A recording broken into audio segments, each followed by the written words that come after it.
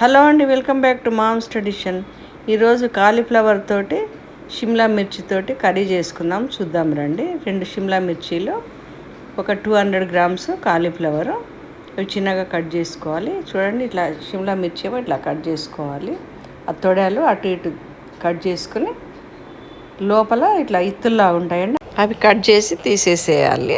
ఇట్లా కట్ చేసుకున్న తర్వాత స్టవ్ ముట్టించి ప్యాన్ పెట్టుకోవాలండి. గ్లాసెస్ వాటర్ పోసి ఉడకనివ్వాలి. కాలీఫ్లవర్ని ముందుగా ఉడకబెట్టేసుకుంటే అంటే తొందరగా అవుతుందండి, ఎందుకంటే షిమ్లా మిర్చి చాలా తొందరగా ఉడికిపోద్ది కదా. నేను అట్లా ఉడకబెట్టుకున్నాను, వాటర్ తీసి పక్కన పెట్టాను అనమాట. సూప్ లాగా ఉంటుంది వాటర్. ఇప్పుడు ఒక ఉల్లిపాయ తీసుకుని, ఉల్లిపాయ ఒకటి 2 పచ్చిమిర్చి కట్ చేసి పెట్టుకొని స్టవ్ ముట్టించేసి ప్యాన్ పెట్టుకోవాలండి. 4 స్పూన్స్ ఆయిల్ పోసుకోవాలి. ఇప్పుడు ఓన్లీ ఆవాలు జీలకర్ర మాత్రమే వేసుకోవాలి. అది కొంచెం అటు ఇటు తిప్పిన తర్వాత ఉల్లిపాయ పచ్చిమిర్చి వేసుకోవాలి. అది కూడా కొంచెం కలుపుకున్న తర్వాత కరివేపాకు వేసుకోవాలి.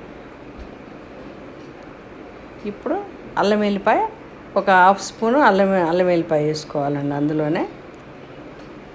అది కూడా పచ్చి వాసన పోయేంత వరకు కలపాలి. ఇప్పుడు పసుపు వేసుకోవాలి. ఉప్పు ఒక 1.5 స్పూన్ అట్లా వేసుకోవాలి. మీకు రుచికి తగ్గట్టు మీరు వేసేసుకోండి. ఈ 1 మినిట్ పసుపు కలిపేసిన తర్వాత ఒక 2 స్పూన్స్ కారం వేసుకోవాలన్నమాట. కారం నూనెలోనే వేసుకుంటే బాగా ఏగుతుందండి, వాసన రాకుండా ఉంటుంది. అందుకని ముందుగానే వేస్తున్నాను ఆయిల్లోనే. ఇప్పుడు ఏదైతే కట్ చేసి పెట్టుకున్నామో షిమ్లా మిర్చి వేసేసుకోవాలి అందులో. అది కొంచెం సేపు ఒక 2 మినిట్స్ 3 మినిట్స్ తిప్పిన తర్వాత కొంచెం ఇట్లా మగ్గుతుందండి. మగ్గిన తర్వాత ఆ కాలీఫ్లవర్ కూడా వేసేసుకోవాలన్నమాట అందులోనే. ఇప్పుడు 2 కలిపి అటు ఇటు ఒక 3 మినిట్స్ అట్లా తిప్పాలండి. 2 కలిసిపోయి మగ్గిపోతాయి. ఇప్పుడు ఒక 2 స్పూన్స్ ధనియాల పొడి వేసుకోవాలి. చాలా బాగుంటుందండి ధనియాల పొడి వేస్తే. తర్వాత ఇప్పుడు కలిపేసుకోవాలి. మళ్ళీ కలిపిన తర్వాత మూత పెట్టాలి కొద్దిసేపు. ఇప్పుడు ఒక చిన్న పచ్చి కొబ్బరి ముక్క తీసుకున్నానండి. ఇది సన్నగా కట్ చేసి పెట్టుకొని నూరుకోవాలి. ఇట్లా సన్నగా కట్ చేయాలి చూడండి. నూరుకున్న తర్వాత అది కొంచెమే ఉందనుకోండి, నేను కొంచెమే వేసాను కాబట్టి ఎక్కువ మెత్తగా కాలేదు. అందుకని నేను ఏం చేశాను, స్ట్రెయిన్ చేశాను అనమాట.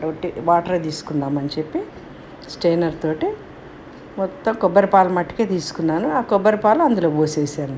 ఇంతకుముందు తీసి పెట్టుకున్న బౌల్లో వాటర్ ఉంది కదండి, అది సూప్ లాంటిది తీసి పెట్టాం కదా, కాలీఫ్లవర్ ఉడికింది, అది కూడా అంతా కలిపి కూరలో పోసుకోవాలన్నమాట. దాంతో ఉడికిపోద్ది కొబ్బరి పాలు. ఈ సూప్ తోటే కూర ఉడికిపోద్దండి. ఇట్లా గ్రేవీగా కూడా ఉంటుంది. మనకి రోటీలోకి కానీ అన్నంలోకి కానీ చాలా బాగుంటుందండి ఈ కూర. చాలా టేస్టీగా కూడా ఉంటుంది. ఇప్పుడు స్టవ్ ఆఫ్ చేసుకోవాలండి. ఆ కూర తీసి ఒక గిన్నెలో వేసాను. బాగా ఉడికిపోయింది చూడండి కూర. ఇవాళకి ఇంతేనండి. మరొక వంటతో కలుద్దాం. షేర్ చేయండి, సబ్స్క్రైబ్ చేయండి, లైక్ చేయండి.